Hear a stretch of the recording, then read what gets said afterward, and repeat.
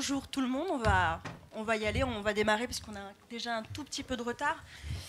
Et je sais que ça peut aussi déborder à la fin avec les questions, donc on va pas tarder et celles et ceux qui voudront nous rejoindre le feront dans la foulée. Voilà, d'abord bonjour à tout le monde, je suis ravie d'être là. Donc je suis Nassira El Mouadem, journaliste, et j'ai donc la chance et le plaisir d'animer cette table ronde autour des sondages avec un intitulé On ne peut plus clair. Je ne sais pas s'il est derrière, voilà. Sondage, drogue dure ou abstinence. Nous sommes réunis donc ici jusqu'à 16h45, donc 1h15 de débat, et puis on laissera un quart d'heure pour vous, la salle et les questions aux invités. Ils sont 3 à avoir répondu présent, 3 hommes blancs. D'abord Philippe Morand. Bonjour. Bonjour. Merci d'être là. Vous êtes journaliste et vous êtes rédacteur en chef adjoint du service politique de TF1 et de LCI. Et de LCI, les deux. Voilà. François-Xavier Lefranc, bonjour. Bonjour. Vous êtes également journaliste et vous êtes rédacteur en chef à Ouest France. Et Frédéric Dabi, bonjour. Bonjour. Vous êtes ici un visage familier, j'imagine, de beaucoup d'entre nous, puisqu'on vous a beaucoup vu et on continue à vous voir et à vous entendre sur les antennes et sur les plateaux. Vous êtes donc de l'IFOP, de l'Institut de sondage IFOP, directeur général opinion. C'est ça ? Voilà. Merci à vous 3 d'avoir accepté de débattre et d'échanger aujourd'hui sur ce thème.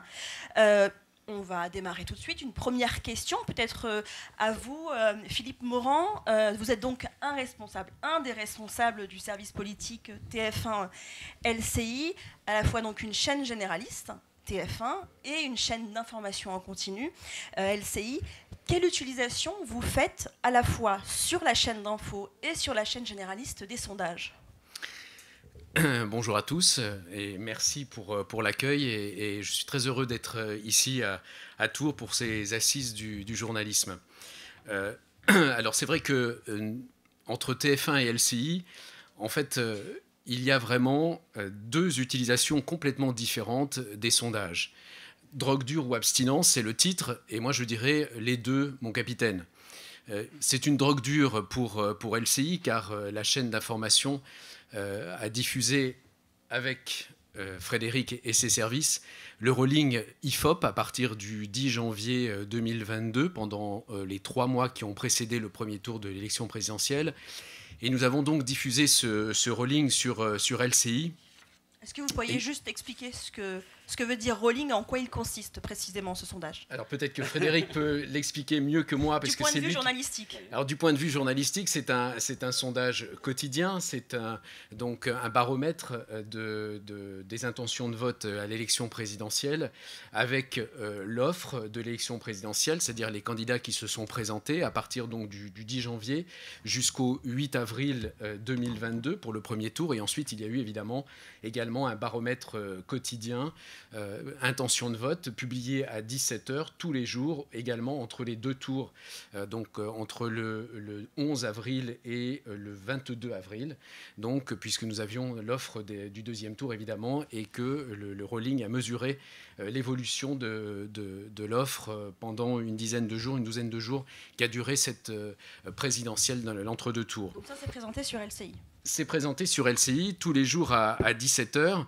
Et c'est vrai que ce rolling quotidien a montré toute sa puissance sur LCI, puisque grâce à ce rolling quotidien, les audiences de la chaîne info à 17h ont progressé nettement. Et alors je vais vous le montrer à travers deux petits slides.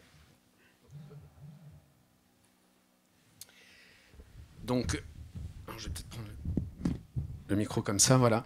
Donc, vous voyez ici, donc le rolling a été présenté tous les jours sur l'antenne de LCI avant le début de la guerre en Ukraine, c'est-à-dire le 24 février. Entre le 10 janvier et le 24 février, nous l'avons présenté tous les jours à 17h dans la tranche qui est animée par Bénédicte Le Châtelier sur LCI.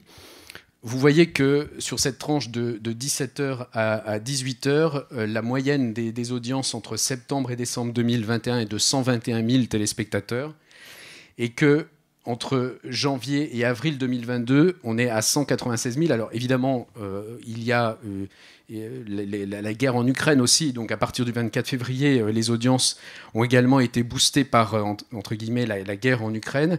Mais en janvier 2022, on est à 153 000 téléspectateurs en moyenne sur cette tranche à 17 heures. Et en février, on est à 196 000.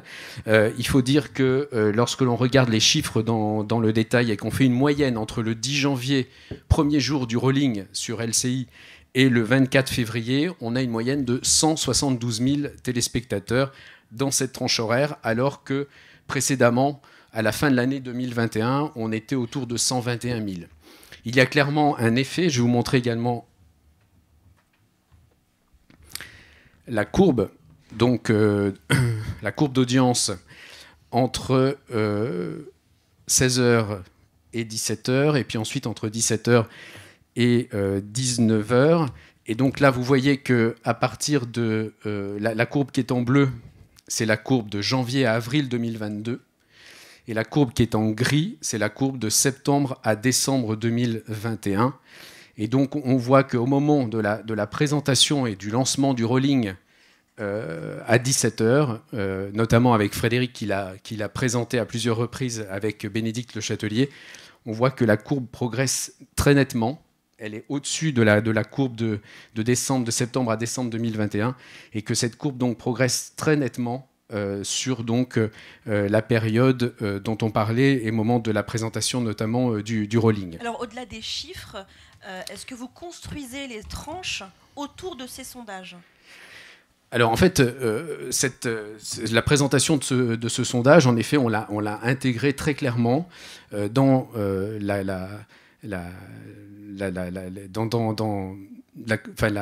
la grille, je cherchais le terme, voilà, dans la grille de LCI. Donc très clairement, ce sondage a été intégré dans la grille de LCI afin qu'il puisse être présenté à un moment où on avait besoin que les téléspectateurs soient présents aussi sur l'antenne. L'horaire de 17h n'est pas anodin. En fait. Non, l'horaire de 17h n'est pas anodin. Et puis ça permet aussi, en faisant ce choix de 17h, de devancer en effet les autres chaînes info qui pouvaient être amenées aussi à parler de politique, notamment dans la tranche entre 18h et 22h, qui est une tranche stratégique pour les chaînes info. Et donc, c'est clair qu'il fallait aussi que l'on soit devant, et notamment pour pouvoir présenter ce rolling. Alors, ce qui est très intéressant aussi, c'est que par rapport à la présentation de ce rolling, c'est que sur LCI, nous avons un public qui est plus âgé, qui est un public mordu de politique, et notamment des gens qui votent. Donc je trouve que ce qui est très intéressant, notamment, c'est que ce public-là, c'est un public qui est friand de politique. Et donc, c'est un public qui aime la politique, et donc on le voit, ils ont suivi ce rolling au quotidien, et ça, c'était un point important. 2 chiffres pour vous résumer sur la moyenne d'âge des téléspectateurs de LCI et celle des téléspectateurs de TF1. Pour TF1, on a une moyenne d'âge, les plus de 60 ans représentent 45% des téléspectateurs, et sur LCI, les plus de 60 ans représentent 77% des téléspectateurs de LCI. Donc on le voit, ce sont des téléspectateurs qui aiment la politique, qui en plus vont voter, et donc qui ont beaucoup suivi ce rolling au quotidien. Alors qu'est-ce que vous faites de ces sondages sur TF1 ?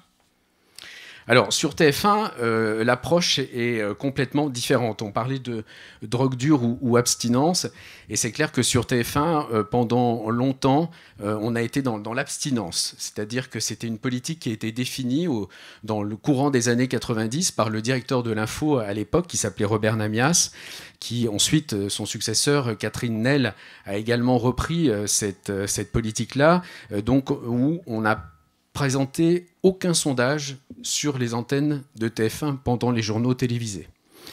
Donc c'était, en fait, on est parti d'une idée simple, on présente l'actu, on hiérarchise l'information, et les téléspectateurs, à partir de là, se font leur propre idée.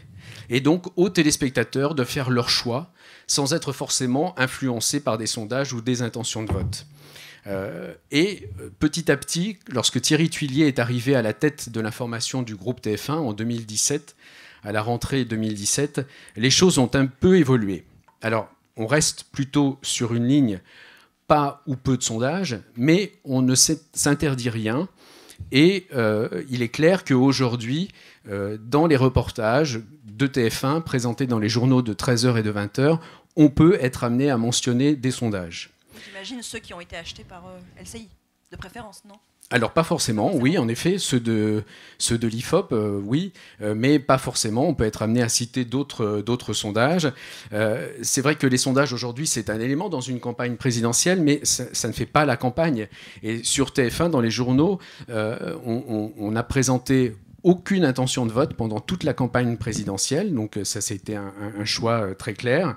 Il n'y a pas eu de panneau mentionnant des intentions de vote, même les intentions de vote présentées par l'IFOP, notamment sur LCI. Mais malgré tout, on a décidé de faire aussi nos propres sondages avec l'IFOP à travers un outil qui s'appelle la Databox, lorsque nous avons invité des candidats à l'élection présidentielle dans le journal de 20h le dimanche, dans Partie de campagne l'invité. Nous avons eu 5 invités.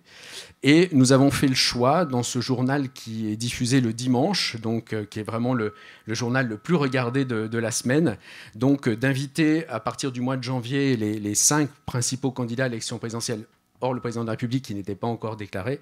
Et donc nous avons, à ce moment-là, décidé de lancer avec l'IFOP une mesure à la fois sur l'image du candidat et puis également sur sa présidentialité, entre guillemets. Donc il y avait à la fois des traits d'image personnels et des traits d'image politiques de ces 5 candidats à la présidentielle. Donc ça, nous avons présenté dans une databox. Et puis il y avait aussi l'incarnation de la fonction présidentielle.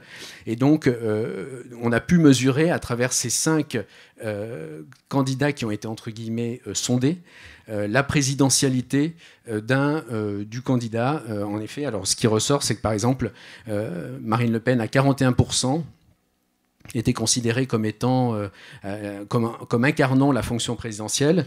Valérie Pécresse à 39%, Jean-Luc Mélenchon à 26%, Éric Zemmour à 25% et Yannick Jadot à 23%. Alors justement, c'est intéressant sur les intitulés, les questions que vous posez, etc. Et peut-être une deuxième question à Frédéric Dabi, avant de voir un peu comment vous travaillez sur ces sujets-là à Ouest France. Comment vous collaborez ensemble? Comment vous décidez de travailler ensemble sur cette échéance électorale?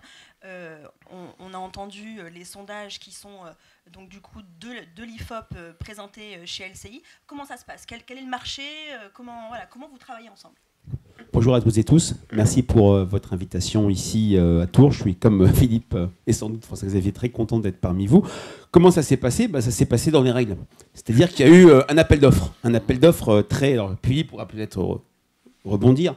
Un appel d'offres très serré entre différents instituts pour un programme d'études et d'enquête électorale mis en œuvre par TF1 LCI qui couvrait 3 élections. Les élections régionales de juin dernier, la présidentielle écoulée et les prochaines élections législatives. Et pour notre plus grand bonheur, l'IFOP a remporté cet appel d'offres. Et nous avons travaillé pour la première fois avec TF1 LCI. On avait un peu travaillé avec LCI pendant les municipales de 2014, si je ne me trompe pas. Et voilà, on a gagné un appel d'offres. Et dans cet appel d'offres, c'était assez libre. L'IFOP a proposé toute une série de dispositifs. Et nous avons proposé notre dispositif phare, le rolling, l'enquête en continu, l'enquête quotidienne, l'enquête qui a le mérite, je le dirai tout à l'heure, mais de dépasser votre alternative que je trouvais assez drôle et intéressante, drogue dure ou abstinence. C'est un petit peu tout ou rien. Je dirais que abstinence, il y a des endroits merveilleux où il y a une abstinence pendant les sondages électoraux, c'est pendant les périodes électorales, c'est dans les pays autoritaires où on interdit de faire des sondages pendant les périodes électorales. Et justement, le rolling, c'est moins une drogue dure que peut-être une drogue, mais un instrument qui permet une certaine accoutumance et une certaine pédagogie avec les enquêtes d'opinion. Mais je réponds plus directement à votre question. Donc on a proposé dans le cadre de cet appel d'offres ce rolling, cette enquête quotidienne qu'on avait déjà éprouvée, qu'on avait importée grâce au regretté Olivier Royan, qui était le patron de Paris Match, qui avait travaillé aux États-Unis pendant la campagne présidentielle, qui avait vu la victoire de Bill Clinton, donc en 2000 si je ne me trompe pas, et qui avait importé en France, qui m'avait donné l'idée, mais j'avais un petit peu regardé aussi avec un de mes collègues, Frédéric Michaud, cet instrument, on l'avait importé en France, et on l'avait fait pour la première fois avec Europe 1, et je vois ici mon ami Laurent Guimier, qui avait aussi beaucoup, qui était à l'époque patron du service politique d'Europe 1, si je ne me trompe pas, et du web, et qui avait importé avec nous, on avait eu l'idée de mettre en place ce rolling. Au début, on a été vu de manière un peu étrange, mais attendez, déjà ça se posait en 2012. N'y a-t-il pas trop de sondages? Pourquoi un sondage quotidien en plus? Et voilà, on a essayé de montrer, j'essaierai de développer ça quand vous le voudrez, l'intérêt de ces sondages continus qui cassent la discontinuité des enquêtes, qui permettent de faire, quand ils sont bien diffusés, bien exploités, énormément de pédagogie. Et donc dans notre offre, on a proposé comme navire amiral, si je puis dire, comme vaisseau amiral pendant la présidentielle, le rolling, l'enquête en quotidienne, l'enquête en continu, et puis pour les autres élections, des enquêtes d'intention de vote pour les régionales, des enquêtes nationales et par circonscription pour les législatives, et il y avait un volet, bon, on est moins là-dessus, pour des soirées électorales. Deux questions. D'abord, est-ce qu'on peut savoir combien ça coûte pour TF1 tout le package là proposé par l'IFOP? C'est la première question. Et la deuxième question, c'est comment vous travaillez ensemble sur les intitulés des questions? Est-ce que c'est l'IFOP qui propose? Est-ce que c'est vous? Est-ce que c'est un travail en collaboration? Voilà. Je peux répondre pour la deuxième partie. Je laisse à Philippe le temps de réfléchir, de sortir ses calculettes. Non, alors... On voit le travail de sparring partner. Non, pas du tout. On travaille beaucoup ensemble depuis maintenant presque un an. Non, alors... Bon, les questions, c'est toujours un travail collaboratif entre l'institut de sondage et le commanditaire. Mais, on va se parler franchement, oui, on est là pour ça. Pour des questions électorales, bah, voilà, on n'a pas réinventé la poudre, on les pose toujours. L'IFOP est le plus ancien institut. On a fait des enquêtes présidentielles dès la présidentielle de 1965. Je n'étais pas là à cette époque. C'est toujours, si dimanche prochain devait se dérouler le premier tour d'une élection présidentielle ici dans votre région, pour lequel des candidatures voteriez-vous? Il y a Sauf que là, la différence, c'est qu'il y a un rolling. Il y a d'autres questions. Oui, alors voilà, justement, il n'y avait pas que des questions. Le rolling, il ne faut pas le résumer seulement à des questions d'intention de vote. Il y avait des indicateurs de participation, il y avait des indicateurs plus qualitatifs sur le candidat ou la candidate la plus crédible par enjeu, des questions sur les déterminants de l'abstention. On avait anticipé que l'abstention serait aussi un élément important du rapport de force et de cette campagne présidentielle. Voilà. Il y avait tout un volet de questions. J'ai proposé avec mon équipe un questionnement qui n'était pas complètement en continuité avec ce qu'on avait fait en 2017. À l'époque, c'était pour Sud Radio Paris Match et la chaîne CNews. On a proposé des choses un petit peu différentes. Et voilà, c'est un travail collaboratif. Philippe a parlé pour TF1 de l'enquête Databox. On a proposé des traits d'image que TF1 avec Adrien Gindre et Philippe Morand ont retravaillé. Voilà, c'est vraiment un travail collaboratif qui se fait en bonne intelligence. Je dirais que c'est pas le commanditaire qui va chercher à imposer des questions à l'Institut. L'Institut est libre de refuser des questions pas neutres, des questions polysémiques, des questions tendancieuses. Ça n'a vraiment pas été le cas, je vous le dis très franchement, mais plutôt une stimulation commune pour trouver des choses qui vont pouvoir essayer de donner des informations, parce qu'un sondage, avant tout, c'est pas une prédiction, c'est pas une prophétie, c'est une information sur un rapport de force quand il s'agit de l'électoral, et c'est des éléments plus qualitatifs s'agissant de sondages, d'enquêtes faites pendant la campagne présidentielle. Oui, pour compléter, je vais répondre à la première question également. Pour compléter, c'est vrai que sur les traits d'image personnels ou sur les traits d'image politiques que l'on a pu faire donc pour TF1 dans les databox sur les 5 candidats, c'était un échange permanent que l'on a eu avec Frédéric, avec ses équipes, pour voir quel qualificatif on pouvait retenir pour tel ou tel candidat. Et donc, en fait, on a pu mesurer, après avoir arrêté une liste de qualificatifs, autoritaire, compétent, sympathique, sympathiques, notamment sur les traits d'image personnelle. À partir de cette liste que l'on a retenue, c'est en fait la même liste qui a été ensuite soumise aux personnes qui ont été sondées pour les 5 candidats. Et la même chose pour les traits d'image politique également. Donc c'était un échange que nous avons eu avec l'IFOP, un échange permanent pour arrêter une liste de traits d'image politique. Et là aussi, donc, on l'a fait ensemble. Et donc tout ça s'est très bien passé. Et c'est vrai que c'est une collaboration. Évidemment, l'IFOP, avec son professionnalisme et son habitude des sondages, nous a proposé évidemment des questionnaires que nous avons pu amender. Et ça, c'est le rôle aussi que l'on a côté info, éditorial, de pouvoir répondre aussi à une demande et considérer que ce que l'on souhaite aussi, c'est pour nos téléspectateurs et donc d'avoir aussi une réponse à des questions pertinentes pour les téléspectateurs. Concernant le coût des sondages, c'est ce que nous avons, c'est un contrat qui porte, comme le disait Frédéric, sur 3 scrutins, les régionales, la présidentielle et les élections législatives à venir. Je ne suis pas en mesure de vous révéler le montant global de ce contrat, mais ce sont des contrats à plusieurs dizaines de milliers d'euros. Voilà, donc ce sont des gros montants pour une chaîne.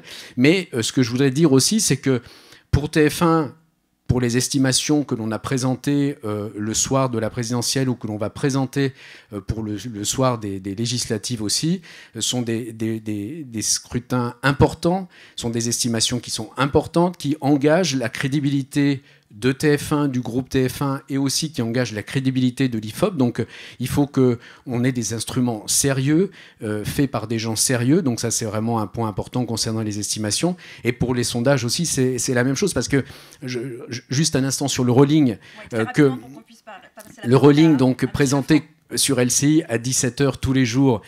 Certes, ça a alimenté l'antenne de LCI à 17h. Nous en avons beaucoup parlé, notamment avant le déclenchement de la guerre en Ukraine. Mais ensuite, ça a ruisselé.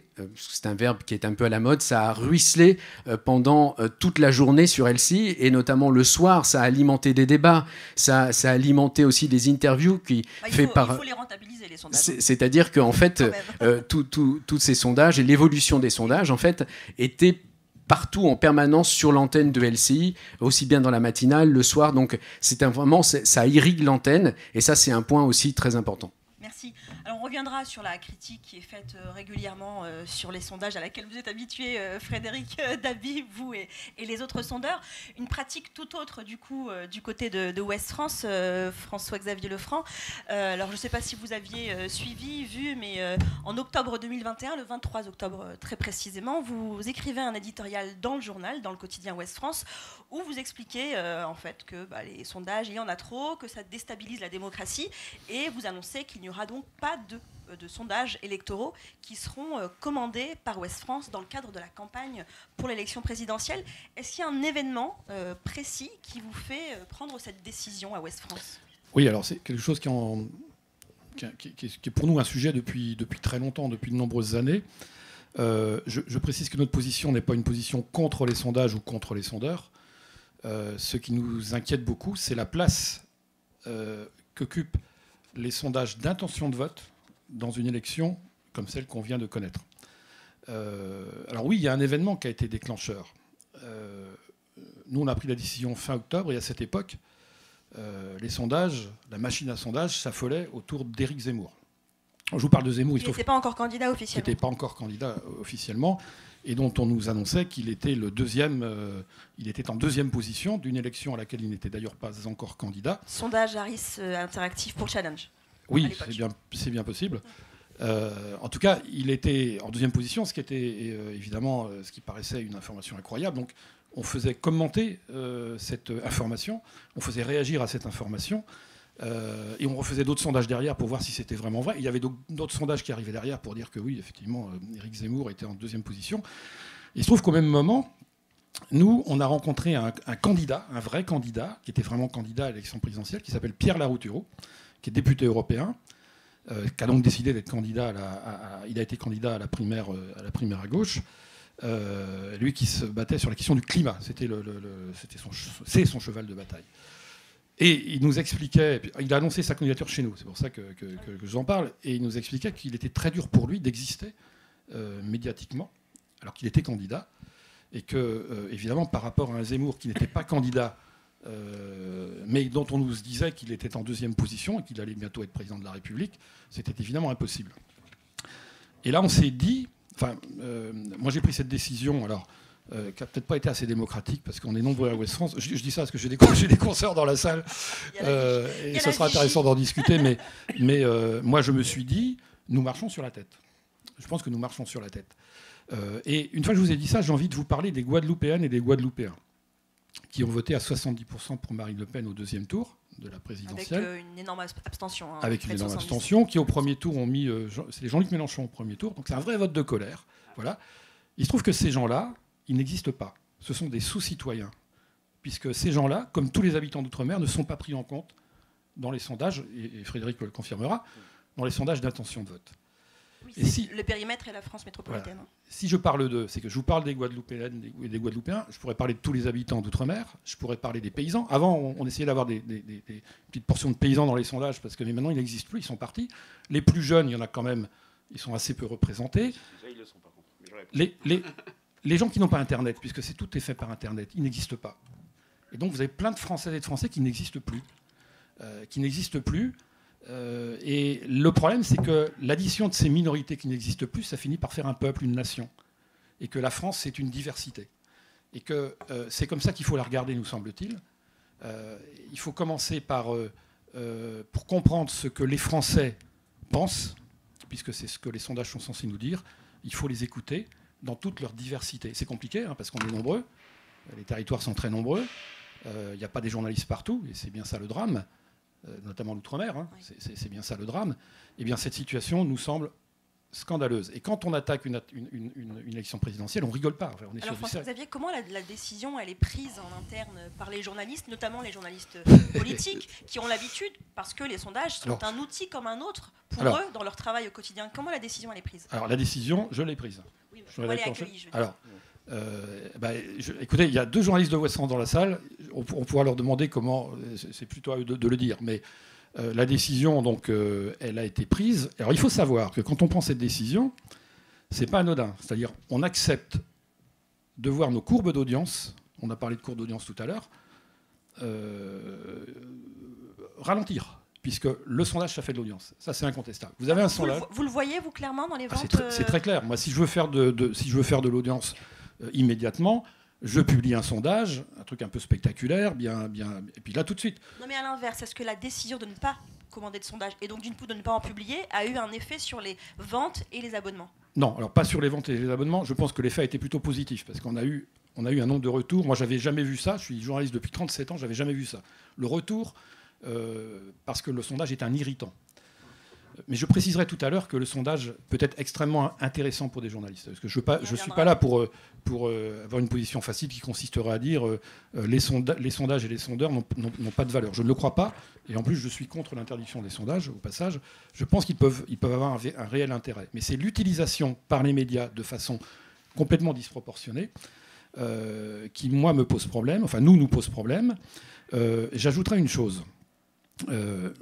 Beaucoup de ces sondages sont faits sur des échantillons de 1000 personnes. Nous sommes 48 700 000 électrices et électeurs en France. Donc 1000 personnes sont censées nous dire ce que pensent 48 700 000 Françaises et Français. Eh bien, je ne crois pas à ça, moi. Je suis peut-être naïf, mais je n'y crois pas.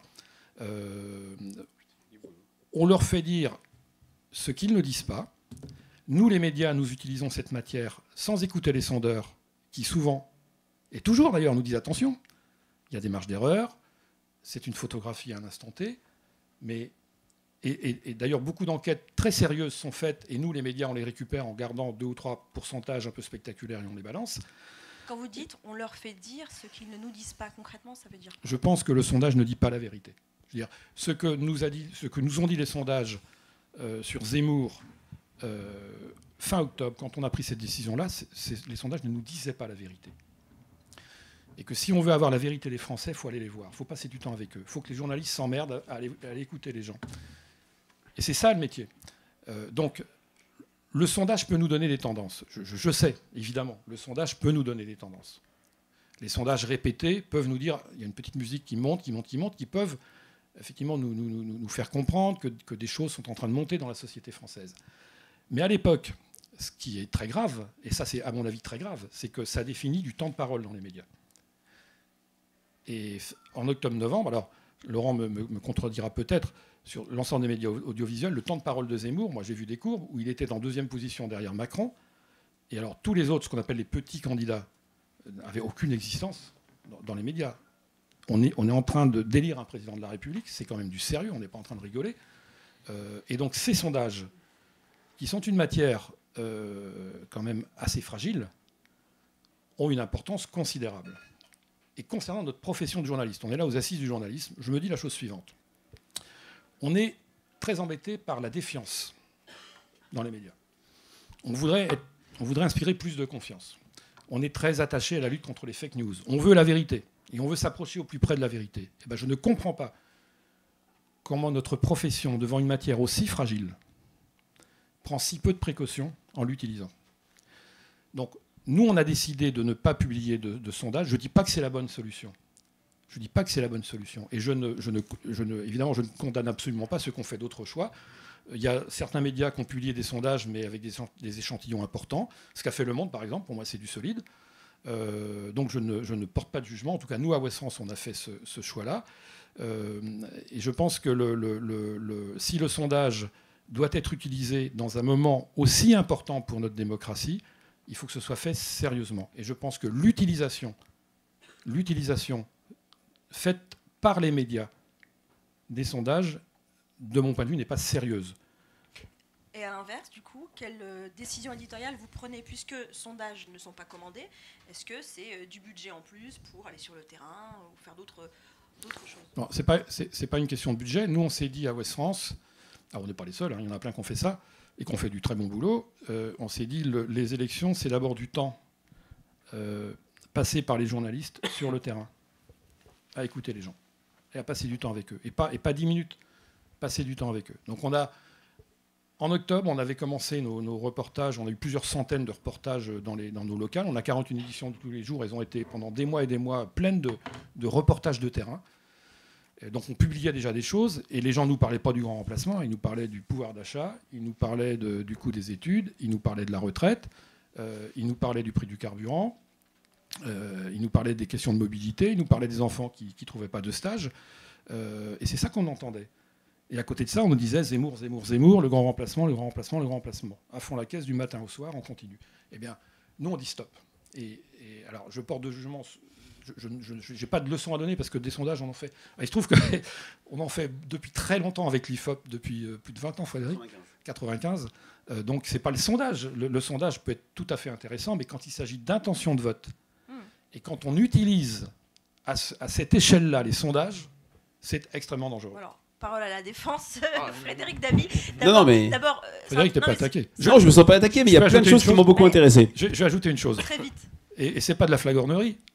J'ai lu un livre il n'y a pas longtemps qui s'appelle La Fracture, qui nous parle de la jeunesse et qui s'appuie sur des sondages qui ont été faits pendant des années auprès des jeunes. C'est Frédéric qui l'a signé. Ce livre est extrêmement intéressant. Mais là, les sondages sont utilisés, on regarde les tendances, on regarde la perspective historique, on arrive à lire des progressions intéressantes, et il y a une analyse derrière qui est très solide. Donc le sondage peut être intéressant. 2 points, Frédéric Dabi. D'abord, les sondages ne donnent pas la vérité. C'est la première chose. Et deuxième chose, sur la question des échantillons. C'est vrai que c'est une critique qui revient souvent. Tout à fait. Et je rajouterai aussi, si vous me permettez, François-Xavier, la question aussi de l'auto-administration en ligne. La question de la méthode de sondage. Alors oui, je vais commencer par la méthode. Alors là, je partage complètement ce que dit François-Xavier. Il y a dans les enquêtes d'opinion des catégories oubliées. Les habitants. Vous m'entendez, ouais. Les habitants des territoires ultramarins, souvent les Corses. C'est-à-dire, on est sur une France continentale, on est sur une France hexagonale. On peut expliquer pourquoi? Alors, pour des raisons de temps, pour des raisons de coût. Alors, heureusement, l'IFOP ne fait pas que ce type d'enquête. On fait énormément d'enquêtes auprès des habitants des Outre-mer. On a un partenariat avec l'Association des régions de France et chaque année, on fait une enquête auprès de plusieurs milliers d'habitants des Outre-mer. D'ailleurs, après les régionales, on a fait une enquête passionnante qui montrait que la nature de l'abstention était très différente en Outre-mer par rapport à la Corse, par rapport à l'ensemble des Français. Donc c'est vrai que de ce point de vue-là, le sondage a eu un intérêt particulier, mais il y a toute une série de catégories oubliées. Les personnes hospitalisées, les personnes sans domicile fixe. J'ai eu la chance, il y a quelques années, pour la FNARS, de faire une grande enquête sur les conditions de vie des personnes sans domicile fixe. J'ai encore en tête cette enquête. Les personnes détenues. Il y a eu des articles assez intéressants sur le vote des personnes incarcérées. Mais malgré tout, l'enquête d'opinion représentative via la méthode des quotas reste le moins mauvais moyen, non pas de donner la vérité. J'ai été, pardon François-Xavier, un peu choqué par ce terme. Les sondages ne nous disent pas la vérité, mais les sondages ne sont pas la vérité. Absolument pas. Les sondages sont un reflet, une perception d'une réalité qui repose sur du déclaratif. N'oublions pas qu'on ne sonde pas les consciences. Quand une personne nous dit dans une enquête « je vais voter le 10 avril Éric Zemmour », jamais nous lui disons « vous êtes un menteur, je suis sûr que vous voterez finalement Marine Le Pen ». Ce n'est pas ça notre rôle. C'est sur une logique de perception de la réalité. Alors sur les échantillons, l'IFOP avec le rolling... je vais finir la partie échantillon. L'IFOP ne se contente pas depuis longtemps d'interroger 1000 personnes, sachant que je ne vais pas taper sur ceux qui travaillent sur 1000 personnes. On connaît l'histoire de George Gallup qui, avec un sondage sur à peine 2000 personnes aux États-Unis, arrive à donner Roosevelt gagnant, quand les votes de paille avec plusieurs millions de personnes donnent Roosevelt battu. Mais en tout cas, l'IFOP avec le rolling, on a interrogé plus de 55 000 personnes, quotidiennement 1500 et les 3 dernières semaines 3000 personnes. On n'est pas sur une logique de proportionnalité. La France compte 46 millions d'inscrits, il faut faire X% de cet échantillon-là. On est sur une logique de marge d'erreur, avoir un échantillon le plus solide possible pour avoir peu de marge d'erreur, et une logique de taux de sondage. Voilà pour cette première partie, mais je vais répondre après pour le reste. C'est intéressant ce que dit Frédéric, parce que, et j'entends ça, les sondeurs, d'ailleurs, toujours nous disent attention. Ce n'est pas la vérité, il y a une marge d'erreur, c'est une photographie à l'instant T, ce sont des tendances. Et nous, qu'est-ce qu'on dit, nous les médias? Enfin, nous, je globalise, c'est 75% des Français pensent que, ou 19% des Français vont voter Zemmour. Bon, le problème, c'est chez les journalistes. Alors. Bien sûr. On ne dit pas 19% des personnes interrogées par un sondage fait sur un échantillon de 1000 personnes nous disent que. On nous dit 19% des Français nous disent que. Ben ça, c'est une...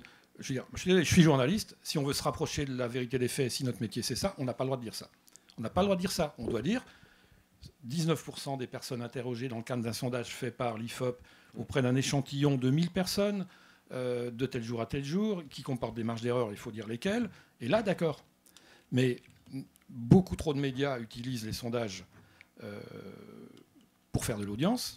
Il faut savoir que faire de l'audience, c'est dégager des revenus. C'est-à-dire, plus il y a d'audience, plus il y a de revenus. Hein. Ça, voilà.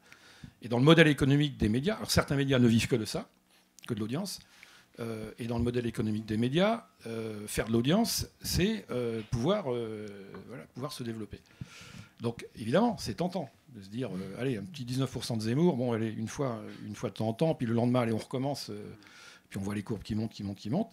Alors, soit on accepte ça, soit on ne l'accepte pas. Soit on ne l'accepte pas. J'ai la chance, et je le dis, parce que... alors, je ne vais pas vous chanter la messe, mais... Je voudrais rappeler que le propriétaire d'Ouest France est une association, loi 1900, à but non lucratif. Je dis chanter la messe, qu'on a peut-être tendance parfois trop souvent à le faire, mais le propriétaire d'Ouest France s'appelle Association pour le soutien des principes de la démocratie humaniste. Ce n'est pas un propriétaire privé, c'est une association qui ne touche pas d'argent, qui ne touche pas de dividendes et qui n'en verse pas, et qui se dit on est là pour se battre pour la démocratie. Donc on est sur du sérieux. Donc quand on est en période d'élection présidentielle, on se dit attention, qu'est-ce qu'on fait? Voilà. Donc voilà. J'entends les sondeurs, mais les médias n'entendent pas les sondeurs et ne prennent pas les précautions nécessaires. Pas tous. Pas tous. Je vais vraiment répondre sur la deuxième partie parce que c'est passionnant. Après, peut-être entendre... Justement, je finirai sur ce que nous a permis LCI en termes d'usage que je trouve intelligent et pertinent du sondage et en termes d'usage très peu spectaculaire du rolling. Car le rolling, ce n'est pas spectaculaire. Déjà, je suis gêné quand on est sur une bataille d'Hernani qui est le sondage versus le terrain. Le terrain, comme la terre, ne ment pas. Le terrain, on sacralise le terrain. Mais pardon, le sondage, c'est du terrain. Le sondage, il y a des aspects qualitatifs. Quand on travaille sur des questions ouvertes, où on demande quels sont les événements qui vous ont le plus marqué, quand avec LCI, on interrogeait les Français sur la principale préoccupation, bien sûr qu'on a vu que le grand déclassement, bien sûr qu'on a vu que le pouvoir d'achat structuré tout. Et puis, pardon, il y a parfois du mauvais terrain. Il y a parfois du terrain qui va, un journaliste de bonne ou de mauvaise foi, va interroger des personnes et il va avoir des cas extrêmement atypiques, qui sont une réalité. Ils ne sont pas une vérité. Je ne sais pas s'il y a des chercheurs en sciences sociales dans la salle, mais tous les chercheurs en sciences sociales, vous diront que le terrain, lorsqu'on rencontre les gens et qu'on va à leur rencontre pour discuter avec... Nous faisons des enquêtes qualitatives. Mais c'est vrai qu'à contrario, lorsqu'on a les gens plutôt au téléphone, voire sur Internet, c'est beaucoup moins qualitatif. Ça, tous les chercheurs vous le diront. Tous les chercheurs, oui. Alors, je ne vais pas être d'accord avec eux. On fait du qualitatif, que ce soit en ligne, au téléphone ou jadis en face à face, parce que la question, il y a cette bataille aussi, le téléphone qui est formidable, le online qui est absolument nul, qui a été complètement invalidé par les faits. L'enquête auto-administrée permet une plus grande sincérité du vote. Je raconte toujours cette histoire qui est une vérité. Quelques jours après le fameux 21 avril 2002, je fais une enquête par téléphone 3 jours après. Jean-Marie Le Pen au téléphone en brut sort à 7%. Je vous rappelle qu'il avait fait 17 le 21 avril 2002. Mais je reviens là-dessus. N'opposons pas le terrain et le sondage.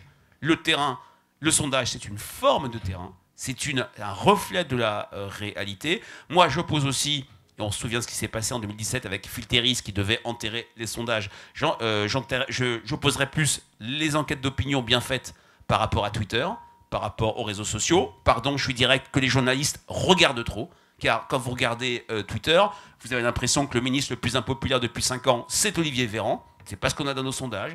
Vous avez l'impression que le président Macron est détesté de l'ensemble des Français, ce qui n'est pas dans l'ensemble des sondages et ce qui n'a pas été tout à fait le cas à l'élection présidentielle. Maintenant, je vais parler du rolling. Et je vais répondre à votre question, drogue ou abstinence. Drogue dure, pardon. Justement, le rolling a permis de se désintoxiquer des sondages. Alors, je vais paraître extrêmement paradoxal, voire un peu me moquer de vous, puisque on avait une enquête tous les jours.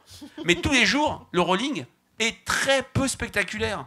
Nous avons des très faibles oscillations. Dans l'histoire du rolling, il y a eu 2 moments où il y a eu des très fortes évolutions. Quand François Bayrou, en février 2017, rejoint Emmanuel Macron, en 2 jours, Macron gagne quasiment 5 points. Et après ce fameux débat de 2017 d'entre-deux tours, où en 2 jours, Marine Le Pen perd 3 points. En dehors de ça, le rolling, chaque jour, il se passait pas grand-chose. Alors, c'est pas tant en termes, pardon, mais je vous coupe, mais c'est pas tant en termes de fiabilité, en fait, que la critique est faite, notamment sur le rolling. C'est le concept de feuilletonnage, en fait, et de remplir un flux permanent, et notamment sur les chaînes parce que le rolling n'était pas très spectaculaire, que Bénédicte Le Châtelier, Arlette Chabot, Valérie Nataf, ou d'autres personnes qui étaient sur le plateau avec moi et qui connaissaient les enquêtes d'opinion, c'est avec Arlette Chabot et Laurent qu'on fait le rolling avec Europe 1 en 2012, on a pu sortir de la course des petits chevaux, on a pu être sur du qualitatif, on a pu parler les premiers de la bataille de la France du travail entre Marine Le Pen et Emmanuel Macron. N'oublions pas que Marine Le Pen, et ça c'est les sondages qui l'ont montré, est en tête chez les salariés du secteur privé au premier tour et à 50-50 ou presque au second tour. Parce que c'était peu spectaculaire, on a pu faire des analyses à plus long terme sur la digestion d'un événement. À J+1, après le meeting du Trocadéro de Zemmour, il ne se passe rien. À J+2, il ne se passe rien. Il y a au contraire des événements qui ont percuté tout de suite. On a pu faire ce travail puisqu'on n'était pas... comme sur d'autres sondages, ou parce que l'enquête est faite tous les 15 jours, vous avez des +4, des -3, des +2. Et d'ailleurs, dans notre rolling, il n'y a qu'un moment où Éric Zemmour est en position d'être au second tour. Nous l'avons à 16,5 et Marine Le Pen à 16. On en parle à peine. À quel moment ? C'était au mois de février, quelques jours avant la guerre en Ukraine. En dehors de ça, il n'a jamais été deuxième. Mais vous le placiez à 16,5 ? 16,5, enfin j'ai plus le chiffre en tête, mais en tout cas, parce qu'on avait ce rendez-vous quotidien, on a pu sortir du côté spectaculaire. Non mais comment se fait-il, c'est intéressant, oui. Comment se fait-il que vous le placez à 16,5 ? C'est le chiffre que nous avons, c'est le rapport de force que nous avons. C'est le rapport juste avant la guerre et après, grâce à l'enquête en continu, même si on l'a moins mis en avant pendant les 3 premières semaines de la guerre, mais on le commentait sur le site de TF1, on le commentait avec Match, on le commentait sur Sud Radio, on a vu comment il a payé, il a fortement chuté. Alors Mais justement, ça enlève le côté spectaculaire et le côté effectivement qui permet qui éclipse. Le temps tourne, Voilà. Frédéric. Peut-être la question à Philippe Morand. Comment on explique que là, par exemple, on a un Zemmour à 16,5%, alors que vous nous expliquez que justement le rolling il permet de sortir du spectaculaire. Qu'est-ce qui explique ça? Et est-ce que du coup vous l'utilisez pour alimenter l'antenne? On a beaucoup critiqué les chaînes d'information en continu, toutes les chaînes d'information en continu, sur les thématiques zémouriennes qui revenaient en permanence. Vous avez cité le grand remplacement, l'immigration, etc., les questions identitaires. Oui, c'est vrai que Éric Zemmour, notamment à la fin de l'année 2021, à partir du mois de septembre, en fait, a occupé une bonne partie de l'antenne, notamment des chaînes info.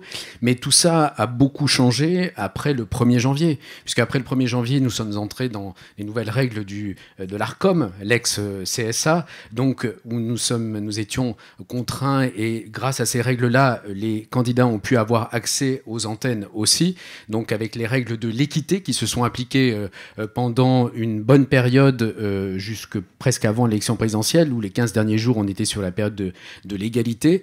Mais grâce à ces règles de l'ARCOM aussi, nous avons pu donner la parole aux autres candidats et le traitement de l'actualité de la campagne présidentielle n'a pas tourné autour d'Éric Zemmour. Et on a pu voir en effet qu'après le déclenchement de la guerre en Ukraine, Éric Zemmour, par ses prises de position, notamment sur l'accueil des réfugiés ukrainiens en France, a perdu beaucoup de points dans les intentions de vote. Mais comme le disait Frédéric, c'était au long cours, en fait. On a pu le percevoir sans que ce soit forcément très spectaculaire. Et ça, on l'a vu sur plusieurs jours. Sur LCI, on parle d'un volume d'audience très faible.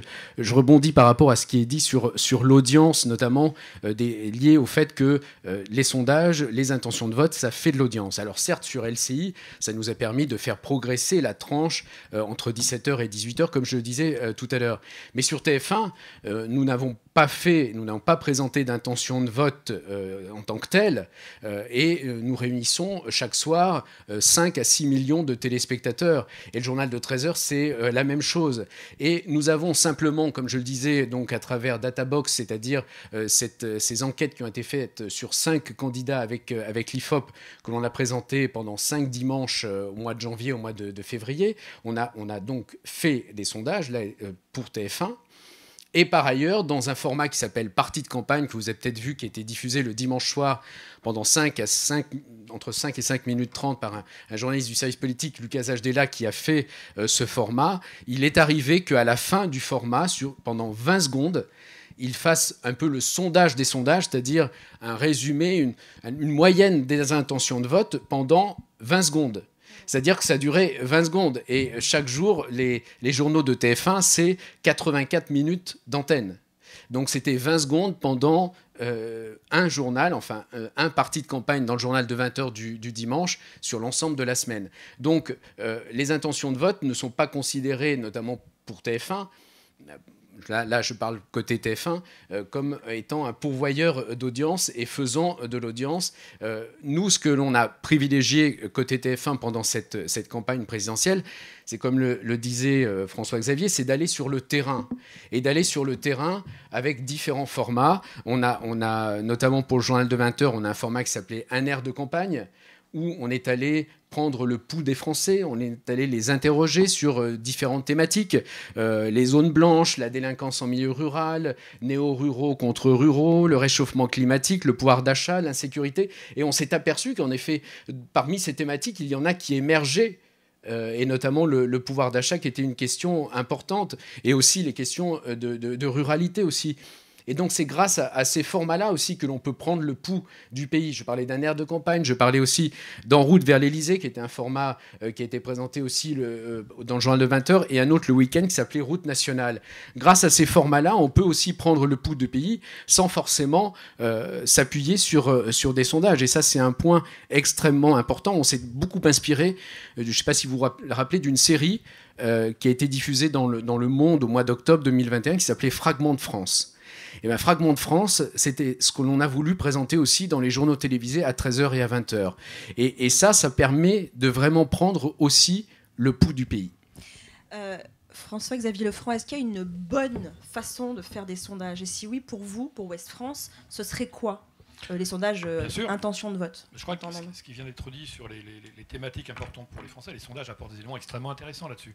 Moi, dans l'idéal, j'aimerais faire si on parle des sondages d'intention de vote, c'est-à-dire faire des sondages avec des panels beaucoup plus importants et qui soient réellement représentatifs et qui soient vraiment à l'écoute de toute la diversité française, parce que ça veut dire quoi, beaucoup plus important? Vous avez une idée de l'échantillon? Qu'est-ce qu'un sondage? À partir de quel moment un échantillon est-il vraiment représentatif? Moi, 1000, je le dis clairement, j'y crois pas, et j'ai peut-être tort, mais je n'y crois pas. Ça, je refuse de croire à ça. C'est sans doute plusieurs milliers de personnes, mais pour ça, mais ça coûte de l'argent. Donc, un média qui veut publier des sondages de façon sérieuse doit investir là-dedans. L'information, ça coûte de l'argent. Il faut y mettre des moyens et faire un boulot sérieux, travailler avec des gens sérieux. Et Dieu sait si l'IFOP est un organisme sérieux, il y en a plein, et évidemment, je ne le conteste pas. D'ailleurs, je rappelle qu'on bosse ensemble depuis longtemps. Et je pense le sondage peut apporter, en appui de la réflexion, en appui du reportage, des éléments de compréhension des évolutions de la société, et je pense que ça peut être un outil très utile. Mais je crois que le défi des journalistes aujourd'hui, enfin les journalistes qui s'intéressent à la politique française, c'est de saisir, et ça c'est le vrai défi, de saisir la diversité, l'extrême diversité de la société française, de sa société et de ses territoires. Et les sondages d'intention de vote avec des échantillons de 1000 personnes ne nous aident pas et nous détournent de ça. C'est bien ça le pari. Il y a toute une partie de la société qui n'est plus dans le coup, qui en a d'ailleurs qui parle, qu'on voit partir, qui ne vote plus, ou alors qui exprime un vote de colère, qui se sent complètement sous-considéré, qui se sent méprisé. On ne va pas, nous, les journalistes, leur tourner le dos au nom de l'audience. Donc notre pari, c'est bien de comprendre ça. Et pour comprendre ça, il faut peut-être faire moins de sondages, il faut peut-être en faire un peu, mais les faire bien, des trucs sérieux. Et par contre, passer du temps sur le terrain à comprendre ce qui se passe. Je rappelle l'histoire de l'outre-mer, moi c'est un sujet qui me tient à cœur. La présence des médias français en outre-mer, c'est un véritable scandale. C'est une honte qu'il y ait si peu de temps de journalisme consacré à ces gens-là, c'est une honte absolue. La Guadeloupe, ils sont tous empoisonnés au chlordécone. Combien de médias ont parlé de ce truc? C'est un vrai scandale. Imaginez que ça se soit passé en métropole. Et ça, c'est le problème de notre pays. Alors, si je peux me permettre de nuancer, il y a quand même eu des choses qui ont été faites. Il y a eu des reportages, il y a eu des enquêtes. Non, mais sûrement ça s'était passé en Bretagne, je peux vous dire. Sûrement pas suffisamment. Je suis assez d'accord avec vous. Sûrement pas suffisamment. Mais voilà, il y a quand même des choses qui ont été écrites, qui ont été faites. Moi, j'ai le souvenir de reportages que j'ai vus sur LCP, une enquête de 13 minutes ou de 26 minutes, enfin une longue enquête sur le chlordécone, mais sûrement pas assez. Je suis d'accord avec vous. Sur la question de l'échantillon, Frédéric Dabi, est-ce qu'on a des exemples, peut-être à l'étranger, de sondages intention de vote qui sont faits sur des échantillons de 10 000, 20 000, 30 000 Et est-ce que c'est économiquement rentable pour un institut de sondage comme le vôtre? Oui, alors comme je disais, le rolling est fait sur un gros échantillon. Il est fait sur 3000 personnes, 500 puis 1000 personnes par jour. Et justement, parce qu'il y a cette enquête, excusez-moi, parce qu'il y a cette enquête quotidienne, on peut prendre du recul et dire qu'est-ce qui s'est passé depuis 15 jours. Et là, on faisait des cumuls pour avoir 4000, 5000, 6000 personnes. Et c'est vrai, j'entends ce que dit François-Xavier, je lance un appel où je donne une information que beaucoup de journalistes malheureusement n'ont pas. Toute la production des instituts de sondage publiée est accessible sur notre site. C'est une obligation. Oui, mais on l'a fait bien avant cette obligation. Ça permet de voir quand l'enquête a été faite. Quid de l'articulation, comme le dit Philippe, entre la chute d'Éric Zemmour et la guerre en Ukraine. Les questions qui ont été posées. Pardon, mais dans le traitement médiatique, il y a bien sûr du progrès. Il y a des journalistes qui ont une connaissance très fine des enquêtes d'opinion. On classe sous le vocable enquête de popularité une cote d'approbation, une cote de confiance, une cote d'avenir, une cote de popularité, etc. Les questions qui ont été posées, et surtout pour répondre sur ce que vous dites, François-Xavier. Alors attendez, pardonnez-moi, mais est-ce que vous formez du coup les journalistes? Là, vous travaillez par exemple avec LCI et TF1. Puisque vous considérez que les journalistes ne font pas suffisamment leur travail sur la question de la terminologie. Il y a un travail d'usage, il y a un travail de familiarisation. Est-ce que vous faites un travail de formation aux outils de sondage avec les équipes, par exemple, de TF1 ou de LCI? On a fait une intervention avec Jérôme Fourquet il y a environ un an. Ils vont en faire une autre, j'en ai fait, mais j'interviens parfois dans des écoles de journalisme avec un très grand plaisir. Et puis il y a aussi une familiarité. Je travaille avec Bruno Jeudi depuis presque 15 ans. C'est un expert des enquêtes d'opinion. Bruno Jeudi n'est pas tous les journalistes non, mais attendez. Avec tout le respect que j'ai pour lui. Et si je puis me permettre, il y a une jeune génération de journalistes qui s'intéresse beaucoup aux enquêtes. Mais j'ai envie de dire, allez à la source. Et sur ce que tu dis sur la diversité, par manque de temps, manque de surface rédactionnelle, manque de temps à l'antenne, l'usage du sondage va se focaliser sur les résultats globaux. Et il y a tellement de choses à dire. Alors j'ai travaillé sur la jeunesse, effectivement, à partir des enquêtes IFOP pour Françoise Giroud, La Nouvelle Vague. Sur toute une série de populations, on peut faire des analyses extrêmement fines et pas seulement se contenter du rapport de force global, du chiffre global, même s'il y a des progrès. Il y a encore une quinzaine d'années, même une vingtaine d'années, l'AFP ne titrait que sur les seconds tours. Ils ne le font plus. Ils titrent sur le premier tour. Il y a déjà du progrès. Et tous les jours, quasiment, à l'antenne avec Bénédicte Le Châtelier, on avait dit, quand ça s'est resserré, quand on a donné un 52-48 pour Emmanuel Macron face à Marine Le Pen, quand des confrères ont donné du 50-50, méfiance ultime sur les seconds tours avant que le premier tour ait lieu, parce qu'on ne mesure pas la dynamique. Il est 16h30. Il nous reste une petite quinzaine de minutes pour un échange avec la salle. Je vous invite à lever la main et je viens vers vous pour vous donner le micro.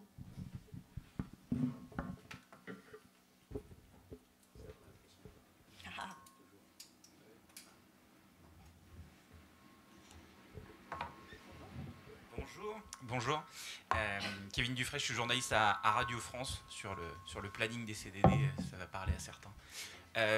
C'est plus une remarque qu'une question, mais je crois qu'en fait la question peut-être aurait pu être changée parce qu'on se rend compte, et c'est ce que vous disiez François-Xavier, peut-être que le sujet il est plus autour de nos pratiques éditoriales, de notre responsabilité à nous, et que évidemment...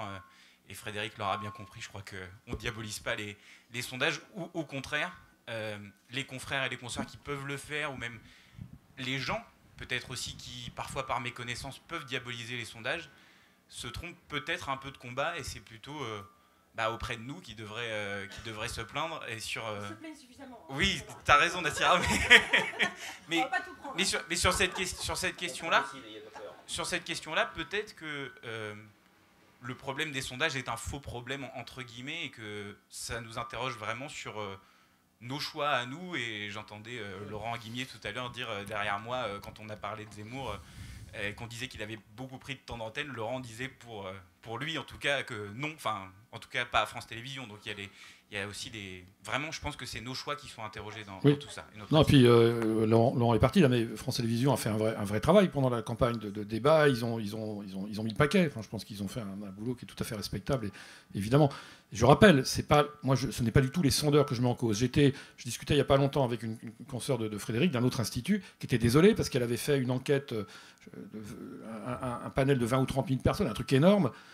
Avec presque des centaines de pages d'analyse, et ce qui était ressorti dans les médias, c'était 2 pourcentages balancés comme ça. Ça, c'est pas sérieux. Maintenant, le temps de parole de Zemmour, c'est bien à un moment donné des journalistes qui prennent la décision de parler de Zemmour. Et donc, je pense que la profession déconne à plein tube. Et que faut pas, la confiance, ça se mérite.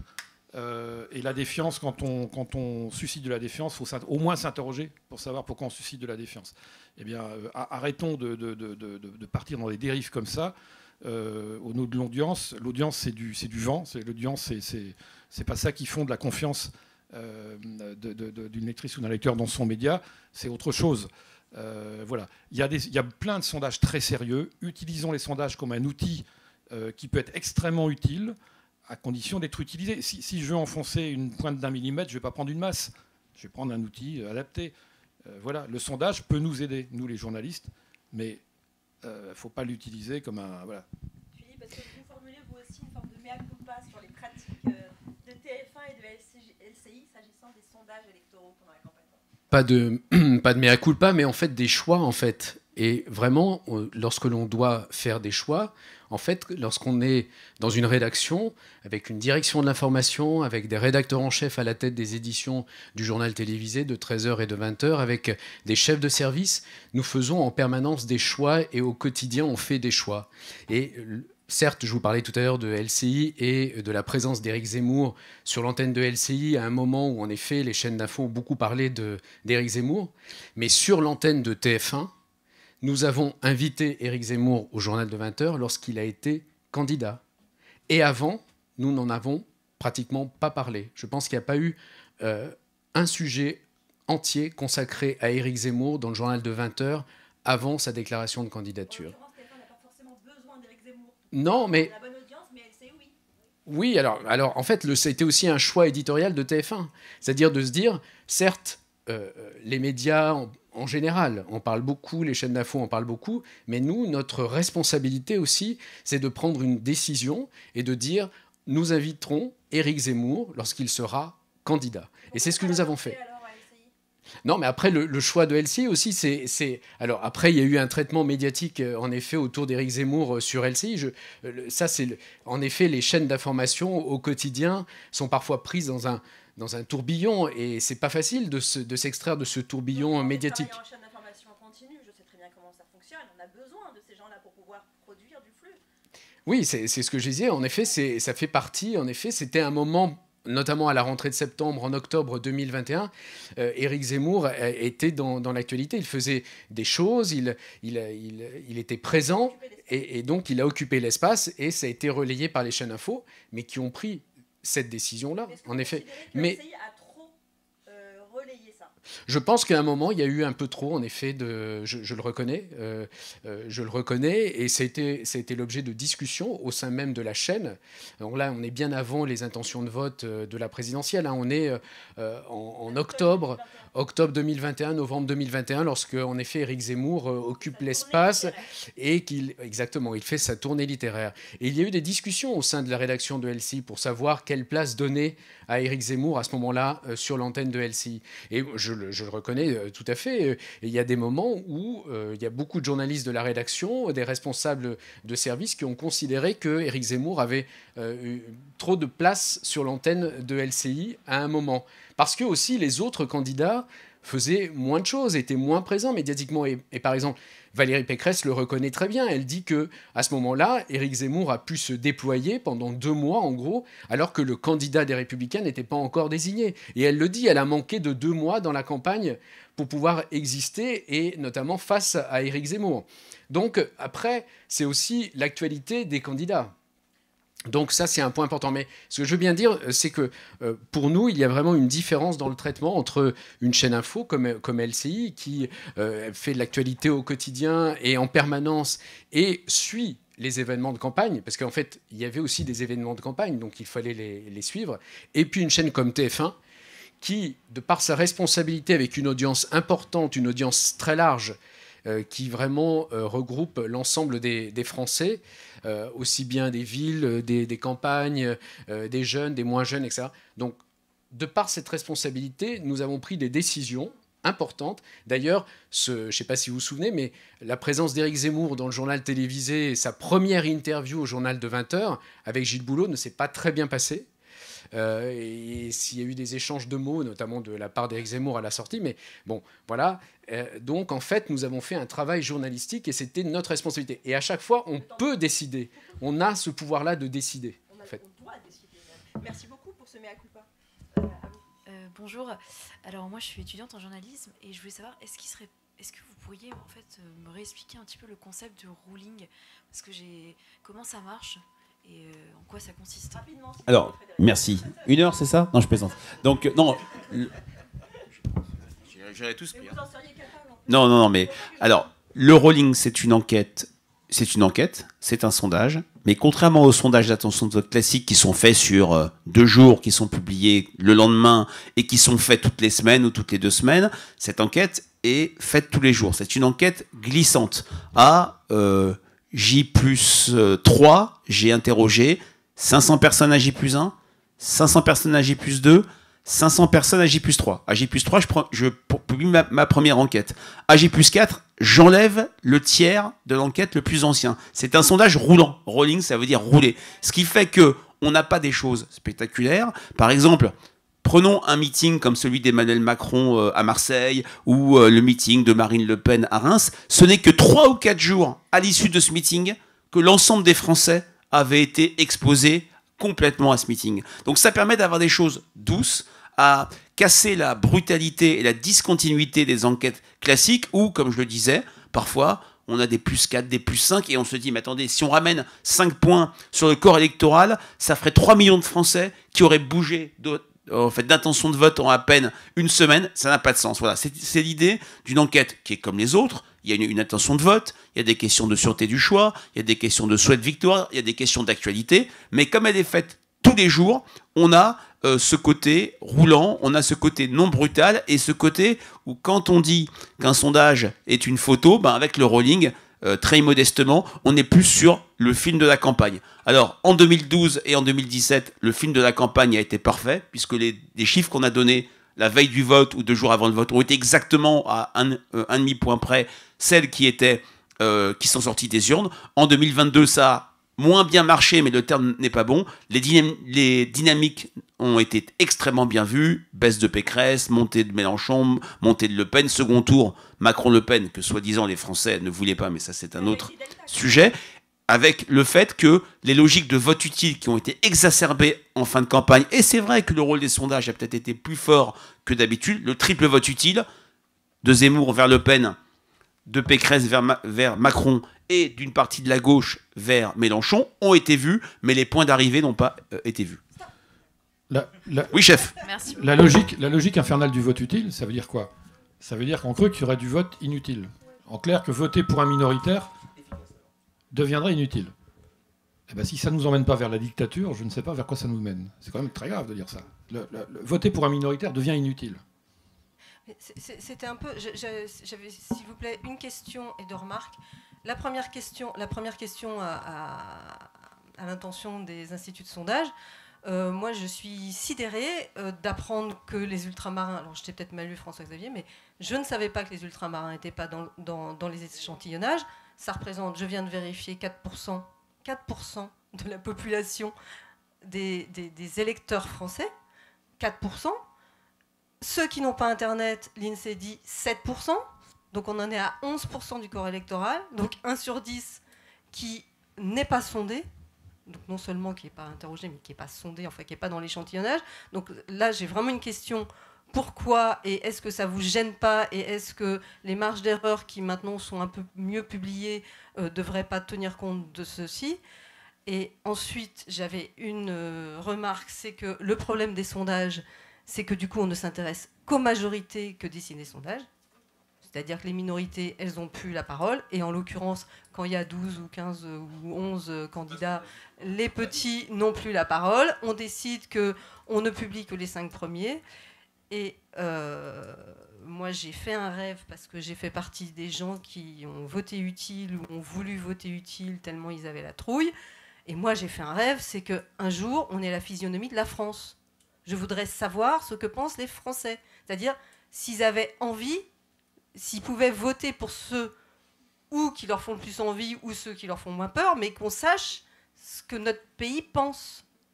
Voilà. Alors, j'ai pas la réponse parce que c'est effectivement un outil politique comme un autre que d'avoir une idée d'eux. Vous voyez là, je remets Merci pour les questions. Frédéric, peut-être sur le... Ce que les Français pensent, pardon madame, on l'a vu le 10 et le 24 avril. Et je trouve à titre personnel que les minorités, on les a beaucoup entendues, notamment depuis le 10 avril, où un candidat minoritaire éliminé a dit qu'il avait gagné l'élection et qu'il serait élu Premier ministre. Mais ça, c'est une petite parenthèse. Maintenant, sur les ultramarins, j'ai peut-être pas été clair, l'IFOP réalise beaucoup d'enquêtes auprès de la population d'outre-mer, auprès de populations spécifiques. J'ai pas été sans-abri, mais pour les enquêtes d'intention de vote, d'ailleurs, on ne ment pas, on le met sur notre site, on le met dans nos rapports, c'est la France métropolitaine, pour des raisons de coût. Pour les législatives, nous allons réaliser bien sûr des enquêtes législatives dans les territoires ultramarins.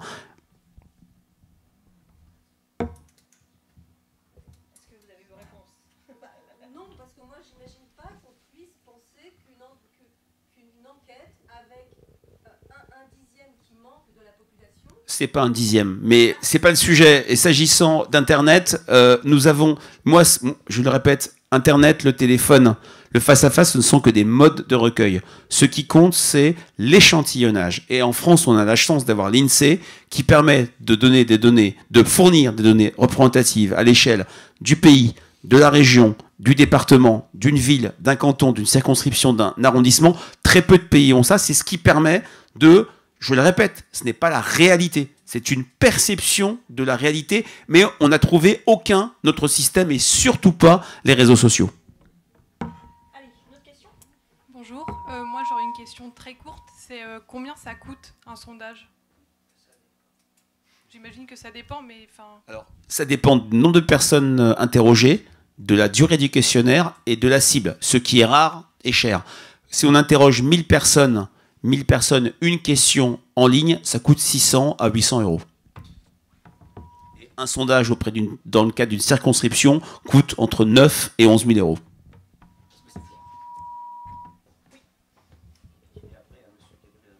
Oui, je travaille à Ouest France, donc je me permets de répondre à l'interpellation.